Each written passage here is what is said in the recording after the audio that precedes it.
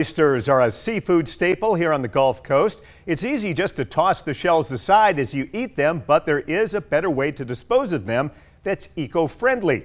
WKRG News 5's Taylor Boyson learned how some restaurants are repurposing the shells.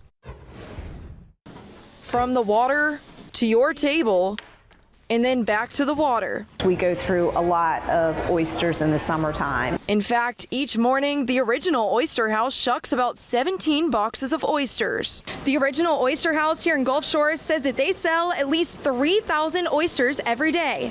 Luckily, thanks to their program, they don't have to throw any of these shells away. Their oyster shells are recycled and eventually put back in the bay.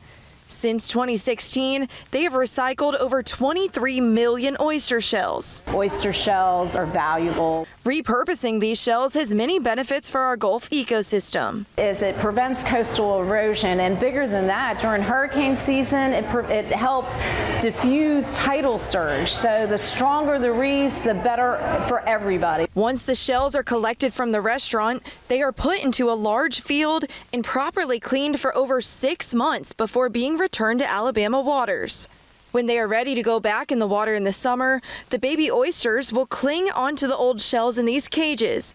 They will continue to grow until it's time to harvest them in the fall. This year is the first year that oysters grown in Little Lagoon will actually go back into Little Lagoon to help restore some of its areas. Cecilia Mace, the marketing director at the Oyster House, says that 85% of the natural reefs are gone. This program is an effort to rebuild them and help our Gulf's oyster population. It's hope for a future that we're protecting oysters because we should be. In Gulf Shores, Taylor Boyson, WKRG News 5.